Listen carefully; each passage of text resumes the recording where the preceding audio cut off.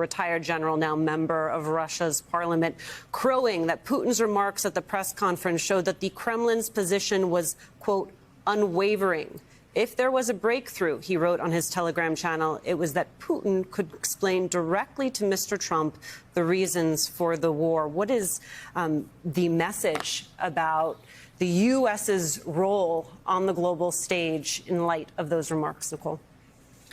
Well, again, I think it's senseless to compare Trump, frankly, to President Obama or President Clinton or either the Presidents Bush. But it is instructive to compare President Trump to the last President Trump. And on the first overseas trip that Trump took, H.R. McMaster and Dina Powell called back to the press in the U.S., urging us to take all of his live remarks, because at the next speech they would say he's going to affirm America's commitment to Article 5. He's going to affirm our commitment to NATO, not just because we're the only country that's ever drawn out of our Article 5 commitment that an attack on one is an attack on all, but because he understands the value of NATO. No one has said the word NATO all day long. Nope. I mean, Trump didn't say it. Putin didn't say it. No one has said NATO all day long. And so I think the Kremlin message is that they recognized in Trump a post-NATO American president, which is just a gut blow. It goes to, I mean, you go to a baseball game in this country, a Major League Baseball game or a minor league baseball game, and if they have a World War II veteran in attendance, they're honored and they're given a flag by some player that isn't playing that night. It is who we are. World War II is part of the fabric of who we are as a country. And today we had an American president standing next to a ruthless dictator who got that American president to refuse to affirm who we are and our commitment to NATO and our commitment to this sort of post-World War II global order. We shouldn't, I mean, there's so much in the optics that are so galling that that's where my sort of brain has gone, like a cat chasing the laser. But if you sit down and let this sink in, and I've been able to do that listening to some of you guys, this was a cataclysmic event in the American experiment. The idea that we're an idea, nothing that happened today is consistent with the idea of America. It is amazing to me, Nicole, that all day you have heard people compare this to Yalta in 1945 and say, well, the real difference here is that if this were Yalta, China would be in the room. It is not Yalta. It is not Yalta. Yeah. This was not global superpowers sitting down and carving up territory and talking about maps. This was egomaniacs. Chewing the fat. In a room. Yeah. Chewing the fat at best. Yeah. And the casual references to Ukraine, you know, perhaps stopping 5,000 or 7,000 people a week from being killed, and you know, Putin talking about the root causes of the war and the fact that the U.S. and Russian relations are at their lowest point since the Cold War. It's as if Ukraine was incidental. That this invasion of Ukraine is just a sort of, you know, poke in the side to something else that's been going on. And Vladimir Putin would have you believe that, right? He said that. He said this was about Russia's valid security concerns. That was BS then, and it's BS now. And the president of the United States had an opportunity to say that's nonsense, but he didn't. If McFaul were there, he would have known the history because he's been telling us this for years. Most of us have read that history. Donald Trump, I don't know if he doesn't know it or doesn't care about it, but that was his opportunity to say, no, this war is not about your security concerns. It was about you invading a sovereign country. Well, and we're getting response now from Ukraine. I just want to read a little bit to you and then have you respond, Ambassador McFaul. Ukrainian officials in Kyiv anxiously watch the news conference. Any clues about their country's history? This is from the New York Times. But as the inconclusive meeting ended, they now think the war will continue unabated, at least for now. I think it's a failure, this is a quote, because Putin was again talking about security concerns and used his usual rhetoric. This is from Alexander Moresko, a Ukrainian politician. Quote, I don't see any changes. Tragically, I agree. I hope I'm wrong. We all hope that there was something done that will maybe lead to a meeting and a ceasefire and all those things. But the evidence we have so far, that's the conclusion you have to draw. And just to build on this bigger point, which I think is also incredibly important, President Trump today is normalizing imperialism. He's normalizing annexation. Putin has had this view forever. He's always said, this is just the way great powers act. What's different about us? We've done this for 1,000 years. That's the way he talks, right? But we fought a war, World War II, to Nicole's point. And then after that horrific war, we said, we don't want to be part of that world anymore. We want to stop annexation. We want to build a security architecture that doesn't just say might makes right and you can just invade your country if you want. And especially, it's a dictatorship invading a democracy. We, for many, many decades, were saying we want a different world. Today, it just felt like we're normalizing imperialism. And you could hear Trump, you could sense that was landed well with him. And then he started talking about Russia, and he went all back. I mean, Putin is remember when we went to Moscow in 2009 and Putin was talking to President Obama and he said, you're an educated man. I'm just an old security apparatchik. Well, you saw some of the old security apparatchiks. I'm just a country lawyer. The longer I sit here listening to everybody, I'm wondering about the White House's decision making in a lot of this. They had this lengthy meeting in the small group. They skipped another meeting that would have continued it. They decided to come out, do the press conference a little bit early, maybe not quite as early as it was originally thought to be. And then they let Putin speak first. And they let Putin speak first about something that Putin described as an agreement. He said it was perhaps a starting point. So maybe there was something agreed to. Whatever that was hasn't been communicated to European allies or Ukraine. It was not reiterated by President Trump. We know nothing now that we did not know 4 hours ago. I'm just not understanding the White House's decision making in setting this up this way, because maybe there was something agreed to, but they clearly are not confident enough in it that they were willing to say so at that podium. Ambassador Bolton, do you think there was something actually agreed to? It certainly sounds like there was something, but the fact they wouldn't announce it says it can't be very substantial. Yeah. I think, Abby, the answer to your question is there is no White House decision-making process. Right, it's just whatever they want to do. It's hard under Trump under the best of circumstances. I can attest to that.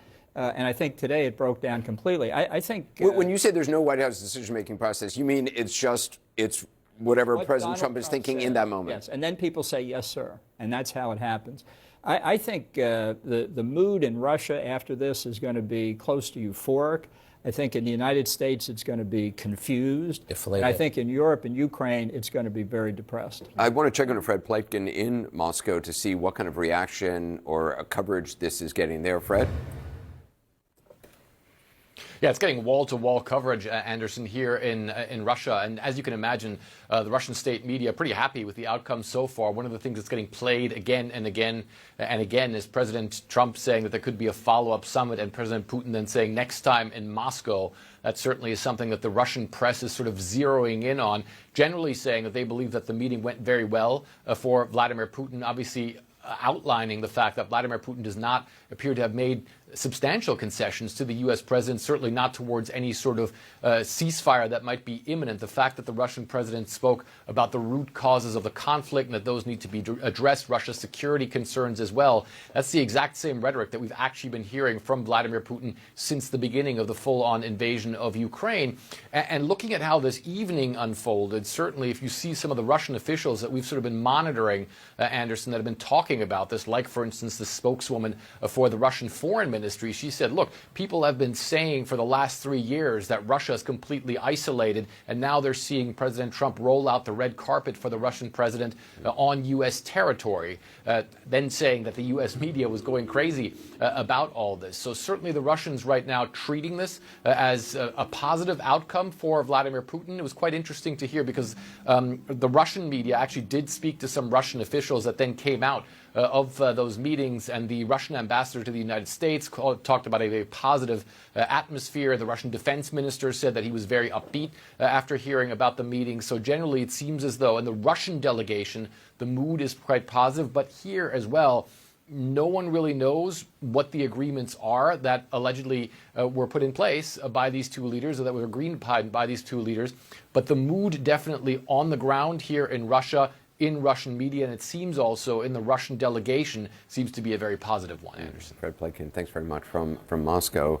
Ram, you want to say something? You know, yeah, I want to pick up. The president looked tired, maybe a little also, I would slightly put it, tired and irritated because he didn't get what we all know.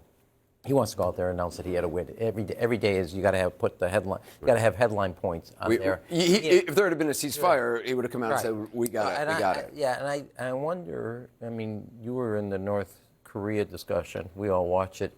I wonder if there was actually a firmer red line, and they couldn't get to the place he wanted, and he got stuck on you get to that fork in the road and he refused to take it. Well, I'm not going to be.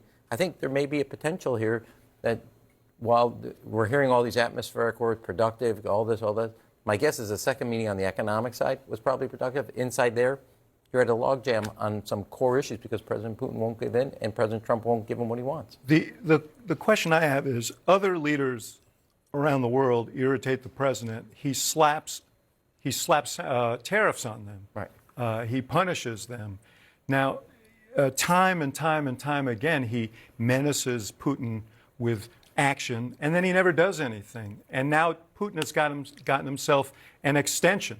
For what, we don't know. For how long, we don't know. But we know that every day is to his benefit at this point. So it's concerning. Four sanctioned red lines have all been crossed and never a consequence, and he gets to continue the war. Yeah, I think the answer may be that Putin convinced him on certain things that were essential to Zelensky, that Trump was being told, you got to advance Zelensky's agenda on this, and Putin convinced him that that was not right, possibly on the question of the security guarantees, that he was just very clear on that.